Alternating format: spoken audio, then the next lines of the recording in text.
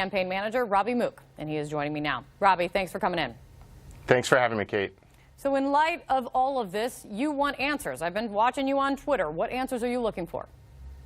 Well, first and foremost, we've got to understand what these communications were between Donald Trump's aides on the campaign and Russian intelligence officials. You know, we'd been saying from the beginning that the Russians were the ones who stole the information from the DNC, put it out to WikiLeaks. There's a real question now. Were members of Donald Trump's campaign aiding, abetting, or encouraging this to take place? I think we also need answers from Donald Trump. He said to the media that there was no coordination, and what we learned in the New York Times report and from CNN was that he was briefed by intelligence officials about these connections. So he must have known, and yet decided to lie, not tell the truth. So we need to get to the bottom of that. But of course, the communication and coordination, those are two very different things that gets to the content of these conversations which we do not know. If it would come out, Robby, that it was these were benign conversations and there was no aiding and abetting, as you said, what then?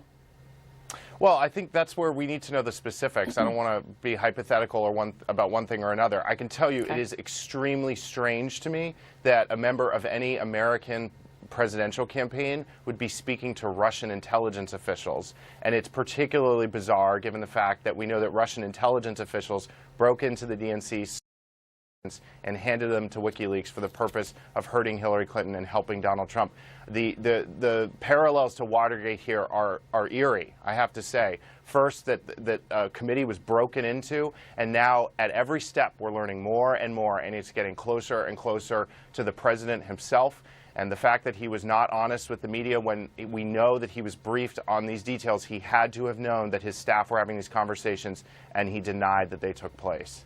You may have some strange allies right now in Congress on this one. Republicans like John McCain, Lindsey Graham, they say they want to get to the bottom of it. We heard concerns from John McCain just now.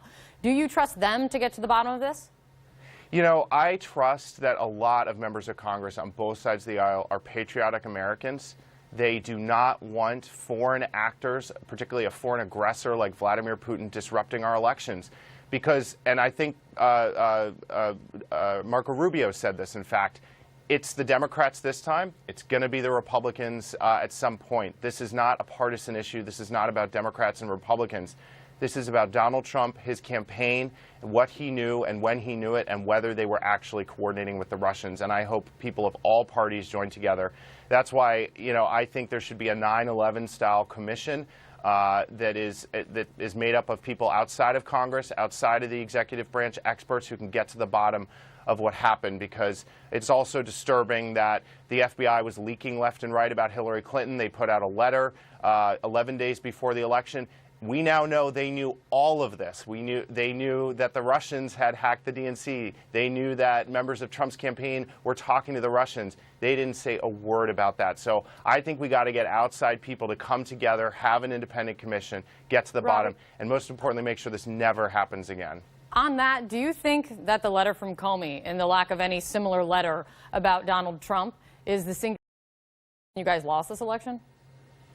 Look, this election was close. It was about 70,000 votes across 3 states that decided the outcome of the Electoral College. Anything could have mattered. But I think what really matters here is that you know, we shouldn't have partisan actions from the FBI. There were clear protocols in place that said they should never have sent a letter like that. They never should have talked about their investigation. But if they were going to do that, I certainly think most Americans would have liked to have known before they voted that Donald Trump's campaign aides were talking to the Russians at the same time that the Russians were breaking into the DNC, stealing documents, and giving them out to the media. You know what I hear we've from, got to get to the bottom of this. You know, of course, what I hear from Republicans, you know, even like a Lindsey Graham, who says that he agrees that Russia was behind the hack. He says it wouldn't have changed the outcome of the election. You'll hear from the White House. You hear from Donald Trump's folks. This question: what does any communication with anyone in Trump's team, with anyone in Russia, have to do with Hillary Clinton not going to Wisconsin, misreading support in Michigan, campaign missteps? I don't think that's the point here. I think the point here is that we shouldn't even be asking that question. We shouldn't even be in a position where we're speculating on whether a candidate won or lost because of a certain action. As I said, the election was very close.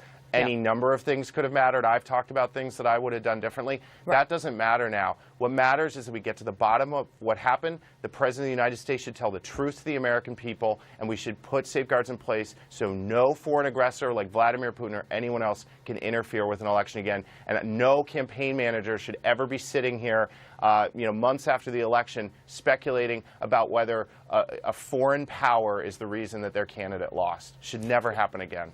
It's not unusual for campaign staff to be in touch with officials from foreign governments. You well know that. I mean, was any Clinton campaign official in touch with Russian officials during the campaign at any point? Not that I know of ever. I want to underscore what's particularly strange here. Yeah. It's first of all that it was intelligence officials. The reason that these conversations were picked up is because the NSA routinely scans people that they know are involved in intelligence efforts and may be, a threat to the United States.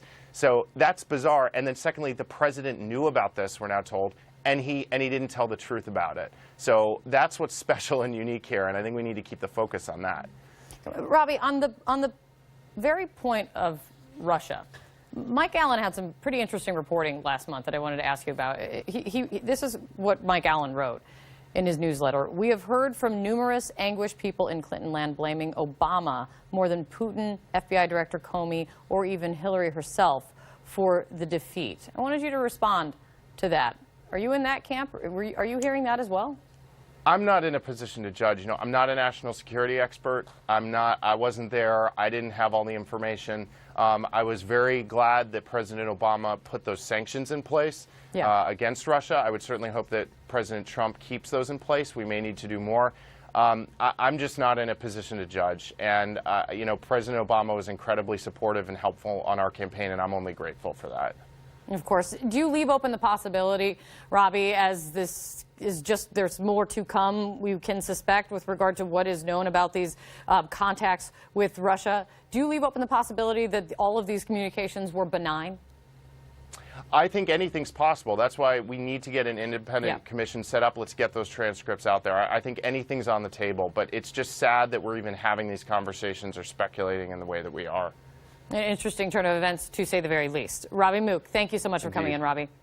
Thanks for the opportunity.